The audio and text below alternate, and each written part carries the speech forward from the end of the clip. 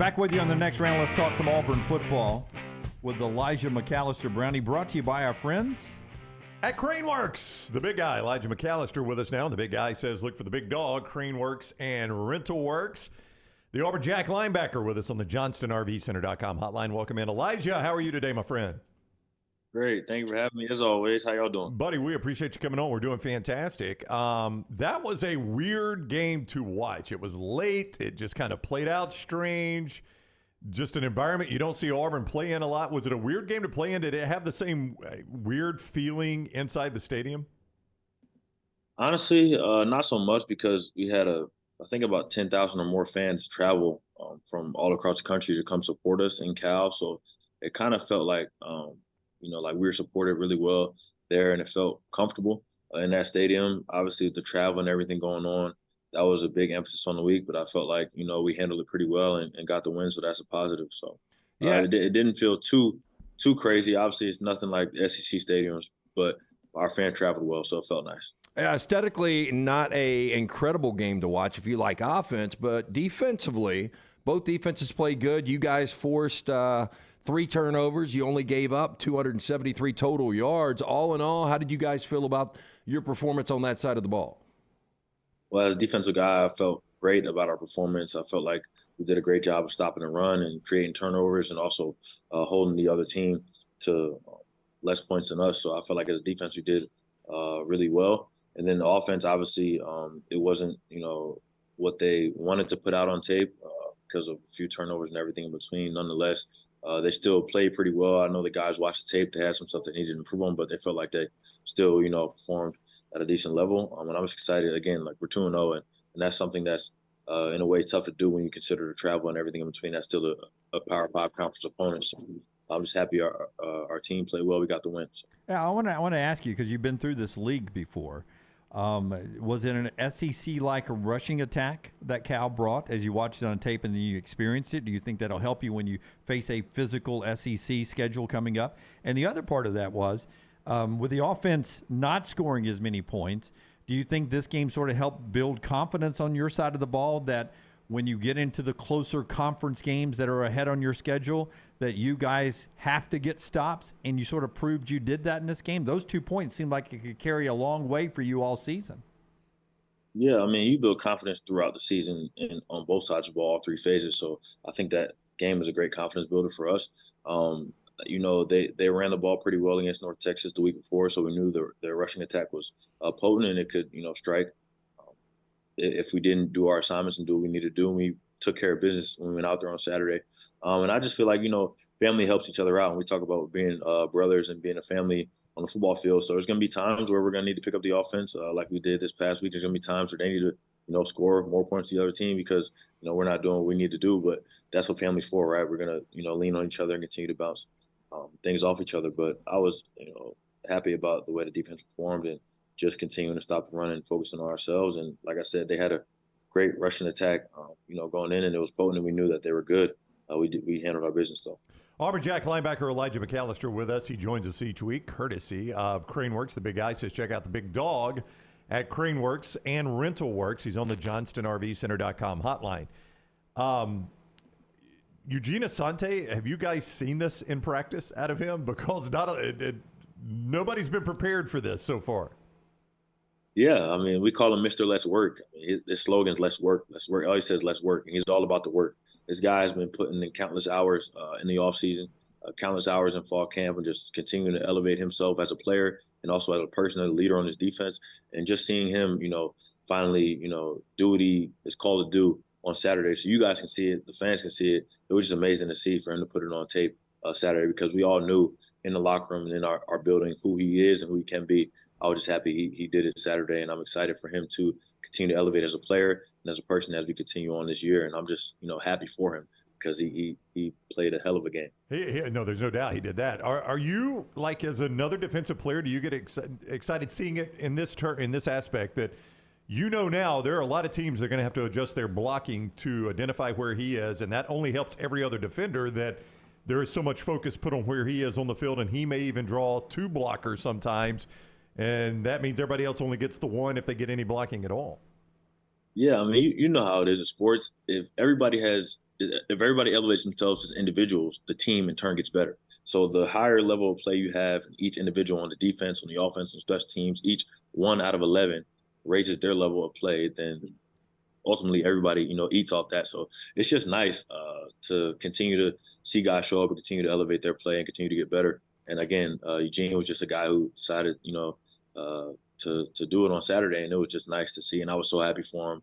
You could probably tell from the film and just watching the energy we had, just making plays and flying around football Saturday was fun. So you guys are back home, 6 o'clock, Samford, Saturday night. No disrespect to UMass and Cal, but is Samford's quarterback, Michael Hires, maybe the best quarterback you guys have faced up until this point, watching him on film? Yeah, I mean, he's a really good quarterback, and I've heard some things about him. We're still starting to get into film work and kind of, personnel vibes. But I've heard great things about him, and I know he's a good player, and he's going to be prepared to throw the ball around the yard come Saturday. And we're just excited to have another opportunity to showcase what we can do as a defense and build off last week, like we talked about previously. Continue to elevate ourselves as a defense so we can prove that, we're pretty good. Coach talked about the travel. You've talked about the travel in this interview already. Are you sort of jet lagged? Are you tired? You guys are young. I mean, I'm old. You're young. I could be jet lagged. You can't be jet lagged, right? Honestly, not too much now. It's Wednesday now, so we feel pretty good.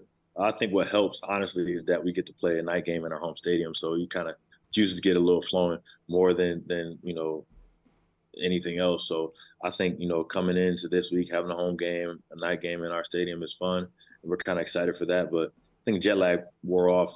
Sunday was a little rough, and Monday a little bit as well. But now, we feel great as a team, and I feel great. Listen, I know everybody at Auburn thinks Auburn is perfect, but having played there in Berkeley now, do you sort of wish there was a mountain range in Auburn that you could see from the playing field? Isn't that pretty cool?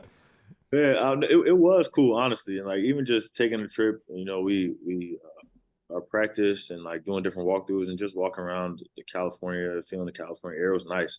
It was a fun trip for us, and it was cool to see the mountains and everything in between there at the Cal Stadium. But I would take our fans in our stadium over anybody because you can't beat our sold out crowd and wearing navy or white or orange. So.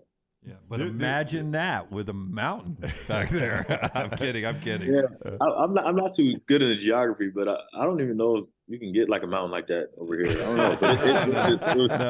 But it was SEC money buys a lot, but you can't buy a mountain. You can't buy that. You can't buy that. Honestly, they might. Who knows? In 10 years, we don't know. They find a way. It's all AI. That's not even a real mountain. It's just artificial intelligence. Yeah, but I would promise you, Toomer's Corner would get rolled a little less if it was on top of that mountain over there. 100%. I do want to ask you this because I read somewhere that the Cal security staff had this panic moment because Tiger Walk. They didn't expect that.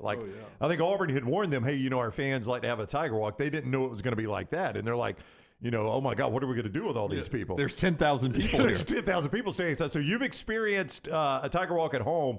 What was that like on the road? You mentioned how many fans were in the stadium, but when you first pull up and you see a Tiger Walk that calls Cal security to panic. Yeah, I mean, it was pleasantly surprising. I knew fans traveled and, people love Auburn football, but you never really know, particularly if you're going in a cross-country trip. And I'm so thankful and appreciative of the fans who stayed up to watch the late game, but also who traveled across the country to watch us play. Oh my goodness, you think 10,000 fans? That Tiger Walk felt like Tiger Walk.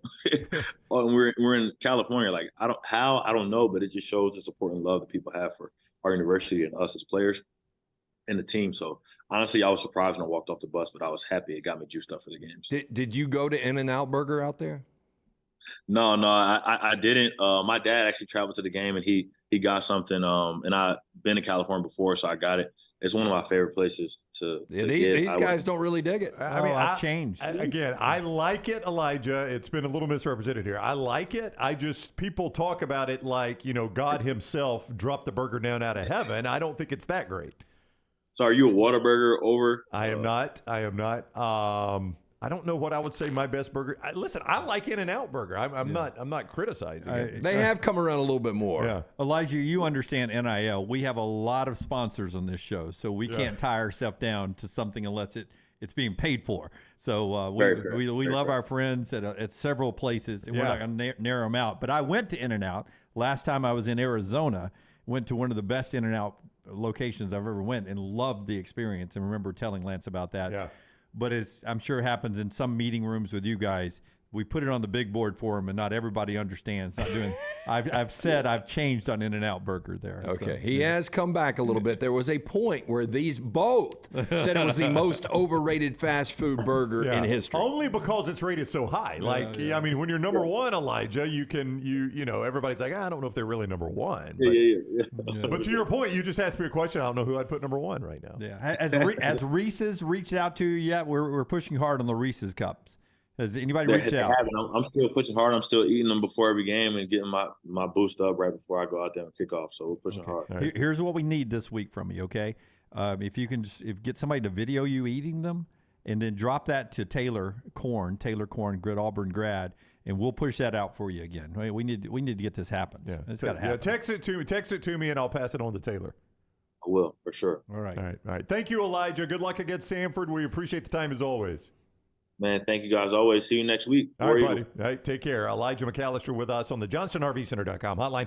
He's presented each week by our friends at CraneWorks, the big guys. Tyler Booker and Elijah McAllister say, look for the big dog, CraneWorks and RentalWorks.